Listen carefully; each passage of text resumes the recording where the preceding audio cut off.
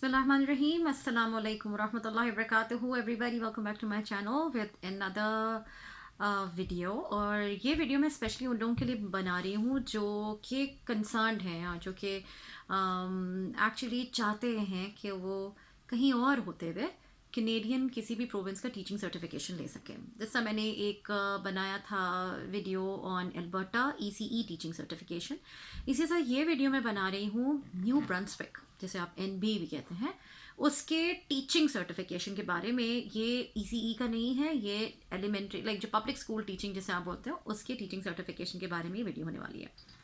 Now the thing is कि लोगों को ये कंसर्न है कि जैसा मैंने आपको अपनी सारी पुराने वीडियोस में मैं आपको बताती रहती हूँ कि जब भी आप किसी टीचिंग सर्टिफिकेशन के लिए अप्लाई करते हो तो वो चाहते हैं कि नहीं जी, आपके पास one of the three things होना चाहिए। नंबर वन, आपके पास either you are a citizen of Canada, दूसरा आप PR होल्डर हो, या फिर आप के पास कोई भी वर्क परमिट होना चाहिए। ठीक है, अब वो पोस्ट ग्रेजुएट वर्क परमिट है या open work permit है या student work permit, whatever kind of a work permit, you need to have one in order to be eligible to get a teaching license, जिसके बिना पर आप उनके public schools में टीचिंग कर सकते हैं। ना अब आप टीचिंग की जब बात करते हैं तो आप एज ए अगर इफ़ यू लकी इनफ आपको पब्लिक स्कूल में जॉब मिल जाती है तो आप फुल टाइम टीचर की बात भी हो रही है यहाँ पे, हम सब्स्टिट्यूट टीचर्स की बात भी कर रहे हैं यहाँ पे। तो any kind of teaching in a public school you need to have a teaching license or in other words teaching certificate। तो आज मैं बात करने वाली हूँ न्यू ब्रंसविक की, और इसकी सबसे ख़ास बात ये है कि अगर आप इंटरनेशनली भी अप्लाई कर रहे हो, आपके पास इन तीन आइडेंटिटीज़ में से कोई भी चीज़ नहीं है। फॉर एग्जांपल, आप you not a citizen, you are not a permanent resident of Canada and you do not have a work permit of any kind, तो भी आपको सम वॉट एक आपको एलिजिबिलिटी, मैं आपको एग्जैक्टली बता देती हूँ कि वो आपको क्या देते हैं। ठीक है, उस चीज़ का नाम है, वो कहते हैं कि जी if you do not have one of these things, तो a candidate who does not meet this criteria, यानी सिटीजनशिप, PR होल्डर या ओपन वर्क या कोई भी टाइप का work permit, then and they meet all the other certification requirements, they may receive an eligibility notice for an interim teachers certificate. तो ये भी बहुत बड़ी बात होती है। अगर आपको एलिजिबिलिटी है आपकी एक नोटिस के लिए कि भाई you are eligible for everything for a teaching licence because you meet all the other conditions जो भी सर्टिफिकेशन के रिक्वायरमेंट्स हैं except for one of these three things, तो आप जैसे ही आप इन तीन में से किसी एक चीज़ के लिए भी एलिजिबल होगे और आप उनको वो वाला जो डॉक्यूमेंट है प्रोवाइड करोगे, या तो सिटीजनशिप है या आपका PR कार्ड या किसी भी किस्म का वर्क परमिट, तो वो आपको फॉरेन सर्टिफिकेशन दे देंगे। यानी आपने अपना पूरा काम करके रखा हुआ है और आप सिर्फ एक डॉक्यूमेंट का वेट कर रहे हैं। तो लेट्स डाइव इनटू इट, और मैं आपको डिटेल में बता देती हूँ कि not Nova Scotia, new Brunswick में NB जिसे आप बोलते हैं इन शॉर्ट, तो उसमें क्या रिक्वायरमेंट्स हैं, उसकी सारी क्या कंडीशंस हैं, मैं आपको सारा एक एक चीज़ करके बता देती हूँ ना। उसमें डिफरेंट कैटेगरीज हैं जाके, जैसा कि हर प्रोविंस में होती है। नंबर वन कैटेगरी है teacher education completed in new Brunswick. ना एक चीज़ याद रखिएगा, जब वो टीचर एजुकेशन की बात करते हैं तो वो बैचलर्स इन एजुकेशन की बात कर रहे हैं, यानी कि BEd। दूसरी कैटेगरी है सर्टिफाइड इन अनदर प्रोविंस, यानी आपको दूसरे किसी और प्रोविंस में लाइसेंस मिला हुआ है। तीसरी कैटेगरी होती है teacher education was completed internationally. ये तीन कैटेगरीज हैं ना। अब मैं आपको डिफरेंस बता दूं कि कितना स्लाइट सा डिफरेंस है, जिससे आप खुश हो जाते हैं कि जी for example if I talk about myself, मैं जब मैनिटोबा मूव करी तो मेरे पास NL का टीचिंग लाइसेंस ऑलरेडी मौजूद था, क्योंकि मैंने वहीं से पढ़ा था और मुझे फील हुआ कि ओह, मैं तो टीचर एजुकेशन वहाँ से हुई भी है। और क्योंकि मैंने एमएड किया था फिर मेमोरियल यूनिवर्सिटी, तो मुझे था कि भाई मैं I fall into this category कि जी सर्टिफाइड इन अनदर प्रोविंस, और मैंने मैनिटोबा टीचिंग सर्टिफिकेशन बॉडी को इसी तरह से इसी कैटेगरी में सारा अपना जो एप्लीकेशन प्रोसेस है कंप्लीट करके अप्लाई कर दिया। तो उनका मेरे पास ये ईमेल आया कि जी आप इस कैटेगरी में फॉल नहीं करते, क्योंकि आपकी जो टीचर एजुकेशन है वो कनाडा में कंप्लीट नहीं हुई है, वो तो पाकिस्तान में कंप्लीट हुई है, तो आपने teacher education which was completed internationally, उस कैटेगरी में अप्लाई करना होगा। तो मैं आपको ये एक बात क्लियरली बताती चलूँ कि अगर आपका बीएड, चाहे आप यहीं पे हैं और आप प्रोविंस मूव कर रहे हैं और आपके पास एक प्रोविंस का लाइसेंस मौजूद है, तब भी वो आपको as an international candidate deal करते हैं, ट्रीट करते हैं, क्योंकि आपका बीएड कहीं और से हुआ होता है। ठीक है जी, ये मैंने आपको क्लैरिफाई कर दिया क्योंकि मेरा पर्सनल एक्सपीरियंस है। नाउ अब हम आ जाते हैं टीचर एजुकेशन। अगर आपने इंटरनेशनली कंप्लीट किया है, जिसमें हम सब फॉल करते हैं, राइट, तो हम मैं उसकी डिटेल्स बता दूं। इनके 3 लेवल्स के सर्टिफिकेशन है। इंटरम सर्टिफिकेशन की बात हो रही है। ये दे आर 2 लेवल्स। एक इंटरम होता है, टेम्परेरी होता है, उसके बाद आपको you have to meet certain conditions, for few number of years you have to work in their system, and then कोई valuation reports वो submit करवानी होती हैं and all that, then you get a permanent certification in that particular province। ठीक है, तो इस वक्त हम initial certification या interim certification की बात कर रहे हैं। इनके 4 लेवल्स हैं। एक सर्टिफिकेट लेवल 4 है, देन 5 है, देन 6 है। ऑब्वियसली इनकी जो एजुकेशन की रिक्वायरमेंट है उस तीनों उसमें डिफरेंट है। ऑब्वियसली आप समझ ही सकते हो कि द बेसिक लेवल इज़ 4, फिर थोड़ा सा और आपके पास कुछ है, क्रेडिट कोर्सेज हैं, 5 आ जाएगा, और फिर आपके पास अगर आपके पास मास्टर्स डिग्री भी है और आपके पास certain number of credit hours हैं, तो आप लेवल 6 के लिए भी एलिजिबल हो सकते हैं। ठीक है, अब उस डिटेल में मैं आपको सरसरी से बता देती हूँ कि जी education programme from a recognised university तो इन तीनों कैटेगरीज के लिए चाहिए, level 4, level 5, level 6। Number 2, level 4 के लिए आपके पास total of a minimum of 138 university credit hours होने चाहिए, जिसमें उन्होंने डिटेल आपको समझाई भी है कि जी कितना आपके पास किसी सब्जेक्ट स्पेशलाइजेशन में चाहिए, कितना पेडागोजिकल में होना चाहिए एंड ऑल दैट। इसी तरह से उसका ब्रेक डाउन है।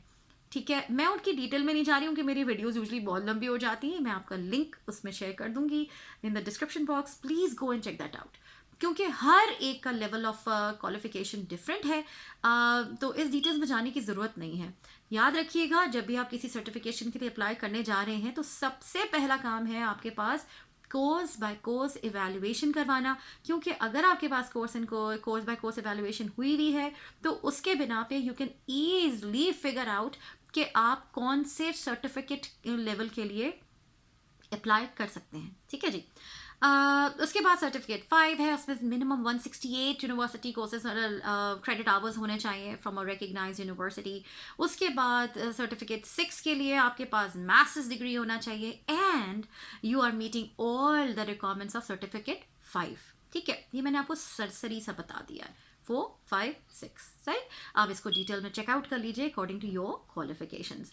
नाउ हम आगे बढ़ते हैं। अब मैं आपको स्ट्रेट अवे लेके जा रही हूँ कि इनका जो एप्लीकेशन है वो एक फॉर्म मौजूद है इनकी वेबसाइट पे बहुत क्लियरली, उसको मैं आपको डिटेल में हर उसका जो सेक्शन है वो मैं आपको डिटेल में स्टडी करके बता रही हूँ।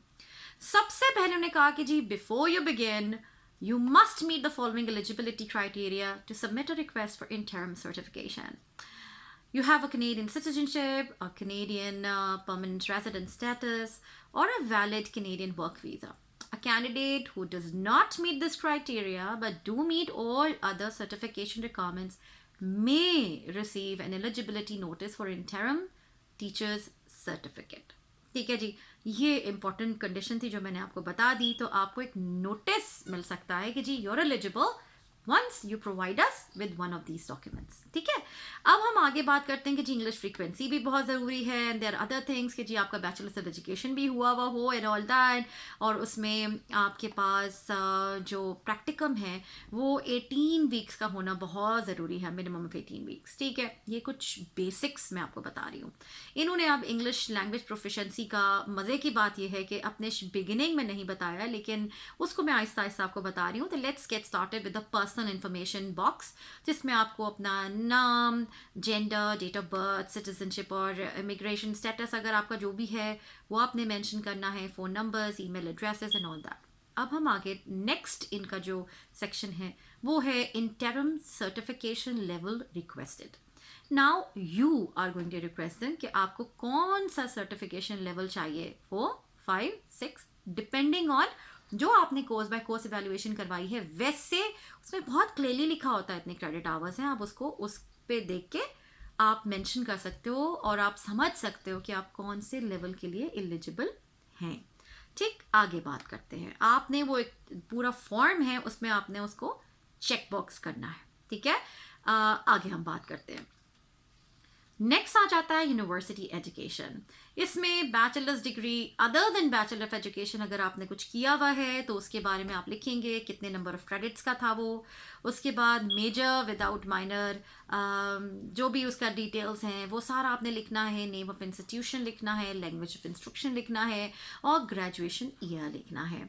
फिर बैचलर्स डिग्री इन एजुकेशन भी उसके अलावा अगर आपने कर रखा है, बीएड कर रखा है, उसके भी सारा कुछ आपने डिटेल्स बताने कि जी वो कितने क्रेडिट आवर्स का था, उसमें मेजर और माइनर कितना था आपका, और नेम ऑफ इंस्टीट्यूशन क्या था, लैंग्वेज इंस्ट्रक्शन क्या है और ग्रेजुएशन ईयर क्या था, लाइकवाइज मास्टर्स डिग्री। और अगर आपके पास यूनिवर्सिटी की और कोई डिग्री मौजूद है तो उसकी भी डिटेल आपको देनी है। इट्स अ टेबल जिसमें कॉलम्स बने हुए हैं और आपको उनको फिलअप करते चले जाना है। नेक्स्ट हम बात करते हैं फीस एंड रिक्वायर्ड डॉक्यूमेंट्स की। This is very very important. हमारे पास दो इधर कैटेगरीज हैं। एक तो डॉक्यूमेंट्स वो हैं जो एप्लीकेंट मेल कर सकता है उनको। मेल का मतलब होता है आपको मेल करना है, ईमेल नहीं करना, मेल करना है उनको। आप applicant, if you are the applicant you can mail it directly to them, एक ये कैटेगरी है। दूसरे वो वाले डॉक्यूमेंट्स हैं जो कि इंस्टीट्यूशंस मेल करेंगे जो वो डॉक्यूमेंट्स आपको प्रोवाइड कर रहे हैं। ठीक है, हम उनकी डिटेल्स में अब जाते हैं कि ये दो कैटेगरीज कैसे डिवाइड हो रही हैं ना। सबसे पहले हम बात करते हैं कि जी जो फ़ी वगैरह सब कुछ है उसके अंदर आपको पे करना है 120 कैनेडियन डॉलर्स, ये आपकी फ़ी है। और अगेन उसके अंदर आपको पूरा इनका एक पूरा पेज है जो डेडिकेटेड है उस प्रोसेस पे, उस तरीके के मुतालिक कि आपको ये पेमेंट उन्हें करनी कैसे है। ठीक है, अब हम बात करते हैं कि एप्लीकेंट्स लिविंग आउटसाइड कनाडा आपका क्या पेमेंट प्रोसीजर होगा।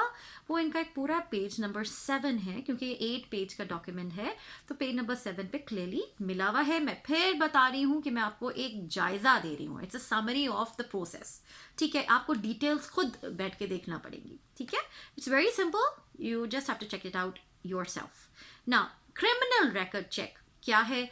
जिस ही कंट्री में मौजूद हैं आपको क्रिमिनल रिकॉर्ड चेक प्रोवाइड करना है फ्रॉम द जो भी वहाँ की जुरिस्डिक्शन है, जो भी आपका पुलिस स्टेशन है वहाँ से, और वो नॉट ओल्डर देन 12 मंथ्स होना चाहिए। ठीक है, यानी पिछले 1 साल के अंदर अंदर आपको वो बना के रखना है, वो एक्सपायर नहीं होना चाहिए।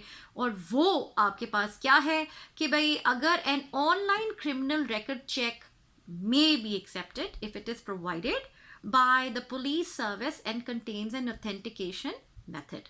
ठीक है, ईमेल कर सकता है लेकिन वही पुलिस स्टेशन डायरेक्टली इनको सर्टिफिकेशन बॉडी को ईमेल करे। एक तो ये तरीका है। दूसरा ये है कि आप उनसे सर्टिफिकेशन लीजिए, पुलिस सर्टिफिकेशन जो क्लियरेंस सर्टिफिकेट कहलाता है, और वो उनको सील करवाइए एक एनवेलप में और उनको मेल करवा दीजिए इनकी सर्टिफिकेशन बॉडी को। आई hope I am clear about that. आगे हम चलते हैं, आगे क्या क्या होने वाला है। आप I hope I am clear. Criminal record check जो आपका होने वाला है वो आपके जिस कंट्री में, जिस सिटी में, जहाँ पे भी आप रह रही हैं वहाँ से आपने करवाना है, और वो आप एक उनसे लेके सील्ड करवा लीजिए उनसे और आप मेल कर दीजिए, क्योंकि वो तो आपके बिहार पे पैसा देने वाले नहीं है, तो यू हैव टू पे, राइट। तो हम आगे चलते हैं और क्या डॉक्यूमेंट्स हैं। अब स्टेटमेंट्स ऑफ प्रोफेशनल स्टैंडिंग, ये क्या चीज़ है कि जी इसके बारे में भी ये क्लियरली लिखा हुआ है कि ये क्या होता है। For any jurisdiction where you have taught you must provide an official statement professional standing from the regulating body or government. This document must be printed on the letterhead होना ज़रूरी है, dated and signed, of course. Confirm that you have the right to teach. 2, 3, confirm that you have never been found guilty of professional misconduct. Then confirm that your authorization to teach has never been suspended or revoked. Now ये interesting fact इसलिए मैं आपको बताना चाहूँगी कि और ये जो डॉक्यूमेंट है जो आपकी जो जुरिस्डिक्शन है जहाँ पे आपने पढ़ाया है वो इनको डायरेक्टली सेंड करेंगे। कैसे? This document must be send directly to the office of teacher certification by the institution issuing the statement, either by email और by mail. A statement in a sealed envelope by the institution will also be accepted. Now, ये वाली जो condition है ये Alberta teaching certification में भी मौजूद थी। तो मैंने क्या किया था, मैंने उनको बताया था कि जी लास्ट जो सर्टिफिकेशन बॉडी थी वो तो सऊदी थी, ठीक है, और वहाँ पे ये लोग प्रोवाइड नहीं करते टीचिंग सर्टिफिकेशन। हाँ, तो उन्होंने मुझे ये बोला था कि आपने लास्ट इंस्टीट्यूट जहाँ में आपने पढ़ाई जहाँ पे आपने टीच किया है उनसे ये आप करवाइए। तो मैंने उनसे बनवा के अपनी, अल्हम्दुलिल्लाह I was blessed to have a very nice colleague over there, she did it on my behalf. मैंने उसको पूरा फॉर्मेट बना के भेजा था, she got it signed by the principal, HOD, and then she got it sealed, like she got it in an envelope which was sealed by my school. और फिर उसका जो खर्चा था वहाँ से यहाँ भिजवाने का, क्योंकि मेरे हस्बैंड वहीं थे तो उन्होंने वो भिजवाया था और हमने अपनी पॉकेट से ही दिया था, ठीक है जी। उसमें ईमेल की ऑप्शन नहीं है, आपके पास न्यू ब्रांसविक में ईमेल की ऑप्शन मिल रही है। तो अगर आप ईमेल करवा सकते हैं तो आप ये आपके लिए प्रोविज़न है। दूसरा ये कि अगर पाकिस्तान में आपने टीच किया हुआ है, तो मैंने उनको यही बोला कि जी हम बैचलर्स ऑफ एजुकेशन मैंने पाकिस्तान से किया हुआ है, वो ये काम नहीं करते, उनके पास ये कोई प्रोविज़न नहीं है कि वो स्टेटमेंट ऑफ प्रोफेशनल स्टैंडिंग भेजें। एंड दे अंडरस्टूड, उन्होंने कहा कि हाँ वी अंडरस्टैंड कि कोई हर कोई ये नहीं देता।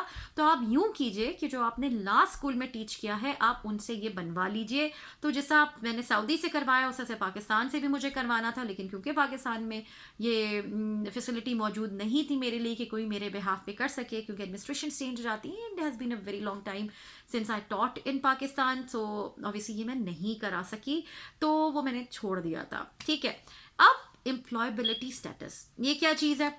Applicants who do not have a Canadian citizenship must provide an authenticated copy of their permanent resident card or work visa.